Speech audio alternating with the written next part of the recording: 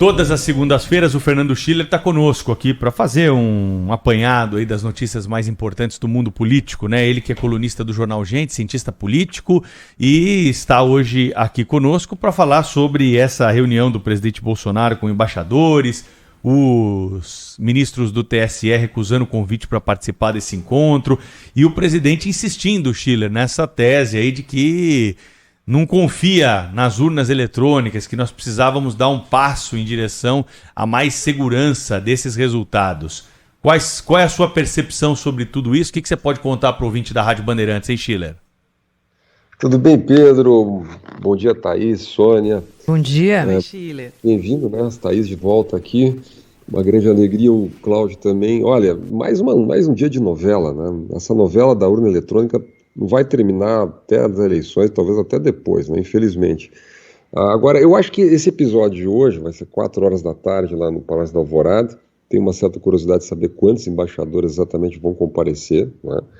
Já começou mal o negócio, porque quer dizer, começa uma iniciativa unilateral do Executivo, sem que isso seja combinado previamente com a Justiça Eleitoral, né? Qual é que seria a ideia? Quer dizer, qual é que seria o comportamento adequado? Eu estava escutando o programa, né? A gente sempre pensa no Brasil hoje, bom, como é que deveria ser, né? Como é que deveria ser? O país convida os embaixadores, não é um pedaço do país convida, né, os embaixadores para conversar sobre um assunto que é do país como um todo, né? Deve ter sido feito esse convite em conjunto e a partir dali os esclarecimentos, se é que esses esclarecimentos são necessários, né? A minha pergunta, se não foi necessário no passado, por que é necessário agora isso, né? Agora, a minha observação só, Pedro, em primeiro lugar é o seguinte, todo esse problema começou lá no dia 31 de maio. Dia 31 de maio desse ano, o ministro Fachin, presidente do TSE, convocou os embaixadores para ir lá no TSE e fez um discurso, como já virou hábito, né, na nossa Justiça Eleitoral, um discurso com forte teor político. Teve lá as exposições, eu assisti uma boa parte daquele, quer dizer, não foi aberto, depois eu assisti os relatos, a agenda, acompanhei muita matéria que saiu sobre aquele episódio. Quer dizer, houve explicações sobre o sistema, quer dizer, o TSE fez uma venda para os embaixadores sobre a segurança da urna eletrônica, né? Uma defesa da urna eletrônica, mas o tom do discurso do ministro Fachin era basicamente o seguinte: nós, os democratas, né, nós que estamos defendendo a democracia, estamos alertando a comunidade internacional sobre eventuais riscos e dizendo que nós não permitiremos que esses aí, aqueles, ou os que são contrários, ou os que ameaçam, etc., etc., e ficou fazendo uma série de indiretas que são hoje tradicionais, né, na nossa justiça eleitoral, ao presidente Bolsonaro, evidentemente, né, e criticando a posição dessas pessoas. Eu até busquei aqui de novo, né, teve até uma sessão chamada Fato e Boato, onde sempre o fato era do TSE e o boato era, evidentemente, do grupo do presidente Bolsonaro, que não era citado, né, mas era óbvio que a crítica era feita às posições do presidente do seu grupo, né? Chamou de acusações levianas, né? Convocou a comunidade internacional a buscar informações sérias e verdadeiras, chamou a crítica às urnas eletrônicas de barulho, e dizendo que esse barulho não iria atrapalhar a nossa vida democrática, enfim, fez um tradicional discurso político, que a gente viu também do ministro Barroso, quando ele se despediu do TSE, a gente comentou aqui, fez um discurso político, aí sim foi uma acusação direta, nominal ao presidente Bolsonaro. Então, vamos lá, de novo, na época, no dia 31 de maio, também não poderia ter sido feita a mesma coisa? Não poderia ter sido feito um acordo, um contato, uma conversa, manda um WhatsApp lá para o Itamaraty, convoca conjuntamente, esclarece como país a situação. O que o ministro Fachin, como presidente, ele diz que não vai na reunião de hoje porque é imparcial, né? Bom, se ele é imparcial, o que ele deveria dizer? Numa democracia, as críticas são respeitadas, não são só certas críticas. Numa democracia, ninguém é dono da verdade, né? O TSE, no ano passado, ele desmonetizou contas de blogueiros que criticavam as urnas eletrônicas. Isso na época da votação da PEC no Congresso. Então, uma votação na PEC no Congresso, votar uma PEC no Congresso faz parte da democracia.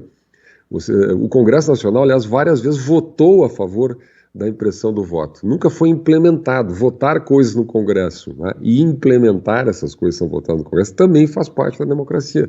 Né? Então se criou uma situação absurda no Brasil de hoje, é como se a democracia não fosse um ambiente onde todos são legítimos, né, têm credibilidade, ou têm legitimidade para fazer suas críticas, né, e podem fazer suas críticas.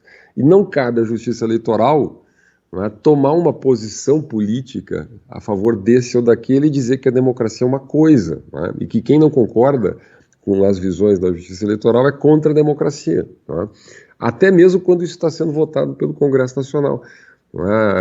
Quando houve votação da PEC no Congresso Nacional, a Justiça Eleitoral brasileira ela se transformou quase num partido. Né? Ela defendeu uma das posições, como se uma das posições fosse a democracia e a outra posição em votação no Congresso fosse contra a democracia. O ministro Barroso chegou a dizer no Congresso Nacional que, tendo a impressão do comprovante do voto, iria romper ou ia ameaçar o sigilo do voto. Sigilo do voto. Ora, isso, bom, a Índia, por exemplo, a Índia tem um sistema eletrônico, só que tem comprovação, tem uma impressão. Vários países do mundo adotam um sistema eletrônico, muitos países, não são muitos, na verdade, mas com a comprovação.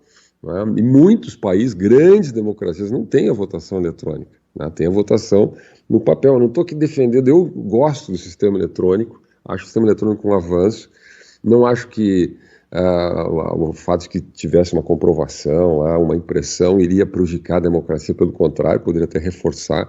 Né? Agora, é legítimo que as pessoas façam essa crítica. Né? Então está tudo errado nesse processo como um todo. O que nós vamos ver hoje lá é mais um capítulo desse erro, digamos assim, de ambas as partes. O Schiller, do ponto de vista político, né, que você que faz esse tipo de análise aí, você que é professor do assunto, é bom para um candidato à presidência da República, no atual momento, falar sobre esse assunto? Isso vai trazer mais eleitores? Do ponto de vista político, qual é o efeito que tem a estratégia de se levantar dúvidas sobre as urnas eletrônicas?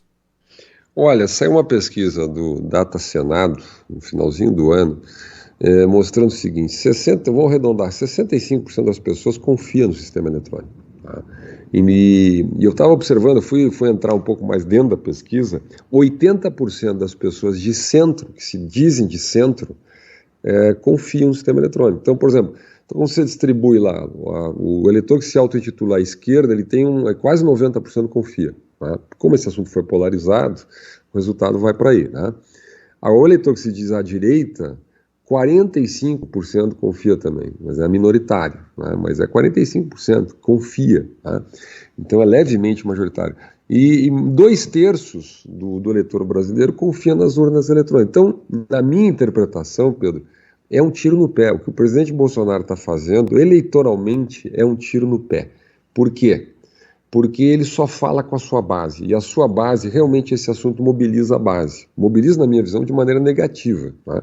Porque cria uma desconfiança, pode incentivar pessoas, eventualmente, a atitudes completamente inaceitáveis no ponto de vista democrático. A gente teve aquele caso nos Estados Unidos, não acredito que vai acontecer algo como aconteceu lá no Capitólio, mas vamos lá, de tanto insistir nesse assunto, quer dizer, as autoridades colocarem a desconfiança na urna eletrônica, etc., pode acontecer de alguém se exaltar um pouco mais, tá certo? Agora, do ponto de vista puramente de ganho eleitoral, olha, eu não consigo encontrar ganho eleitoral nenhum. Por quê? Porque nesse momento a eleição está polarizada. O que o presidente Bolsonaro precisa? Ele precisa reconquistar o eleitor de centro, que ele perdeu, na verdade. Né? As pesquisas mostram que o presidente Bolsonaro tem uma alta rejeição, ele tem um nicho de apoio, que são aquele 1/3 do eleitorado, que tem uma fidelidade muito grande, né? Mas ele perdeu o eleitor de centro.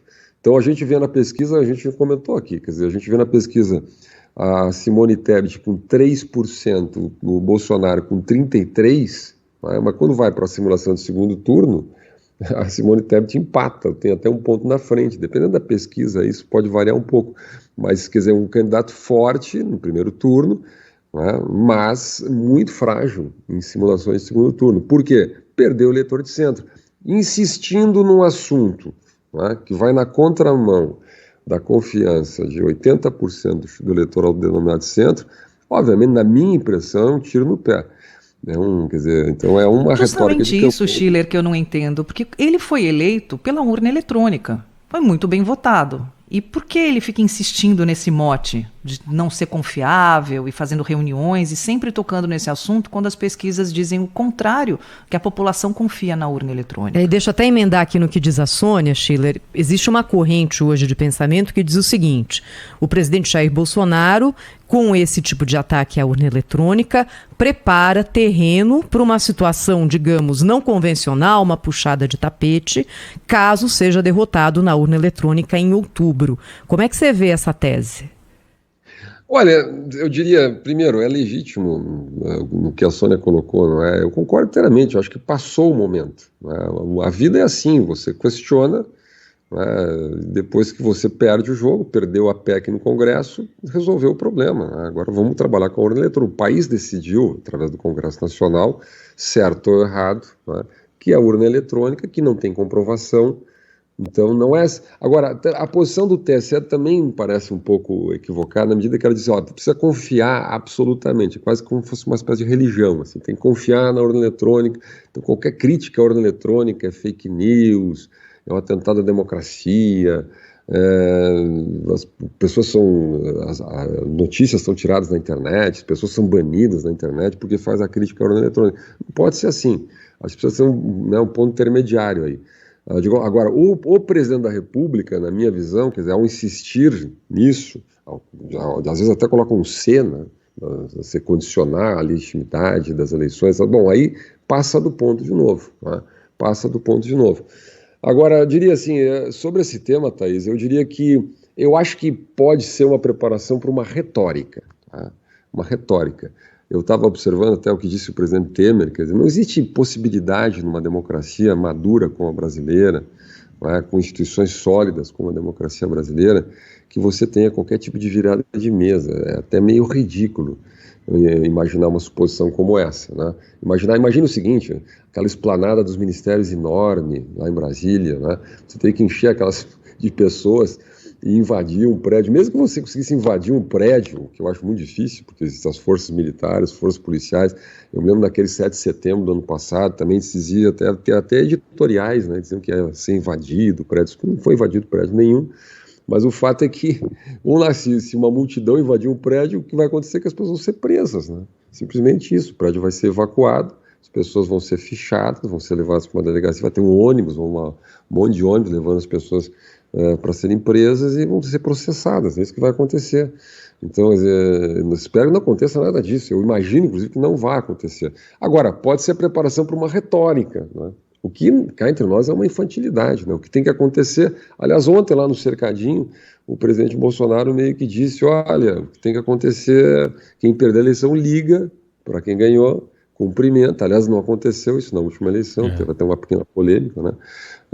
Então, tomara que aconteça. Quem perder a eleição, telefona, cumprimenta e bola para frente, né? Então, acho que pode estar sendo preparada uma certa retórica, mas fica meio chato, né? Aliás, esse é o último ato, né, Schiller? Antes da manifestação do presidente eleito, tradicionalmente, né? Ele sempre aguarda o telefonema do derrotado, recebeu o telefonema do derrotado, tá pronto o microfone ligado lá para falar com o jornalista Sônia Blota, já acompanhou comigo muitos pronunciamentos de presidentes eleitos aí, quando estávamos na reportagem, né, Sônia? Fala, Thaís. Exatamente. Eu queria lembrar, Schiller, que em 2021, em agosto, a Câmara analisou uma proposta de emenda constitucional que criava regras para impressão do voto que sai da urna eletrônica. Era uma proposta da deputada federal Bia Kicis, determinava a impressão de cédulas físicas conferíveis pelo eleitor. Não passou pela Câmara. Precisavam de 308 votos e essa proposta teve 229. Quando a gente olha agora, por exemplo, por essas votações que aconteceram no caso das tributações sobre combustíveis, com uma aprovação incrível por parte da Câmara dos Deputados, a gente vê que se houvesse apoio da Câmara ou se houvesse um empenho maior do governo, talvez esse resultado aqui pudesse ter sido diferente. Mas houve essa rejeição a essa proposta pela forma pela qual ela deveria ter tramitado, que era no Congresso Nacional. Por que o governo não conseguiu, nesse momento, Schiller, levar esse projeto adiante? Eu acho que faltou argumentação, acho que o TSE entrou com muita força. A justiça no Brasil, que pese ter entrado numa polêmica política, que na minha visão não devia ter entrado, ela tem credibilidade. E o Brasil tem um histórico de eleições bem feitas, não é? Tem muita desconfiança, teve tentativas de hackear o sistema, etc., mas nunca houve nenhuma fraude comprovada no Brasil, né? A verdade é essa. Então, acho que o sistema goza de confiança. Acho que o Congresso decidiu que não era o momento de alterar o sistema, ou seja, o momento era de apostar em mais tecnologia e não impressão do voto. Eu acho que existe uma memória negativa, que é uma aposta minha. Tá? Eu me lembro da época das urnas em papel, era aquela mesa, quem participou de uma apuração de urna de papel se lembra, né? Aquele ginásio enorme da cidade, cheio de mesas, assim, lotado de gente, fiscais de todos os partidos em volta de mesas grandes, assim, aquelas células de papel eram depositadas, jogadas dentro de cima da mesa e todo mundo ia contando. Aquilo sim, quer dizer, tem na memória das pessoas que aquele modelo dava espaço para pequenas fraudes. Primeiro porque tinha um problema do mau preenchimento, às vezes a célula não era bem preenchida, então tinha que ser interpretado. E o juiz interpretava na hora, o fiscal ia reclamar, então dezenas, centenas de decisões eram tomadas a cada momento. Então ali poderia ter muita variação, o nome mal colocado, às vezes era escrito o nome do candidato e validava, não validava, estava mal escrito, estava bem escrito, estava preenchido fora do lugar exato que tinha que preencher. Então há uma memória, na minha visão, da fragilidade desse modelo. Quando a gente olha para os Estados Unidos, vê o que aconteceu com esses modelos de voto pelo correio, voto de papel, voto no ginásio, voto não sei aonde, o sistema brasileiro parece clean, parece rápido, não é? Confiável. Acho que ninguém consegue imaginar a tal da salinha escura lá, de que alguém vá, os técnicos, por que os técnicos do TSE fariam isso, manipulariam, não é? Quer dizer, então, ninguém acredita. Isso significa que o Brasil, no fundo, confia nas suas instituições. E a Justiça Eleitoral é uma instituição brasileira. Agora, vamos lembrar, né, Thaís? Isso já tinha sido votado pelo Congresso, já tinha sido aprovada a impressão do voto e nunca foi implementado. O presidente Lula, na época que era presidente, assinou a promulgação, na verdade, né, da determinação feita pelo Congresso para que fosse feita a impressão do voto e nunca foi implementado. Então a Justiça Eleitoral brasileira nunca deu muita bola para coisas que foram aprovadas pelo Congresso Nacional. Agora perdeu. O que o presidente Bolsonaro devia fazer é apostar aí na fiscalização, ajudar o TSE, como, né, o PL, etc., a sua estrutura política, e ponto, encerrar esse assunto, porque voto com isso ele não vai ganhar. E você citou, Stiller, aqui ao longo da sua participação no Jornal Gente, aqui na Rádio Bandeirantes, a fala do ex-presidente Michel Temer ontem no Canal Livre, falando sobre a necessidade de que a gente olhe também para o pós-eleição de outubro, seja primeiro ou segundo turno, porque a vida de todos continua, a política continua e seguimos aqui todos nós vivendo no Brasil e a gente vai ter que achar uma forma de fazer a continuidade desse sistema da forma mais tranquila possível, independente de quem ganha a eleição. Eu não estou falando de político de plantão, eu estou falando do sistema. Como é que a gente constrói esse caminho numa situação aparentemente acima da temperatura que outras eleições tiveram, Stiller? Olha, primeiro, eu acho que a campanha eleitoral propriamente, eu ouvi atentamente o ex-presidente Temer. É óbvio que existe uma radicalização, mas como os candidatos precisam do eleitor mediano, né, do centro político, a minha impressão é que os candidatos farão algum esforço de moderação. Tá?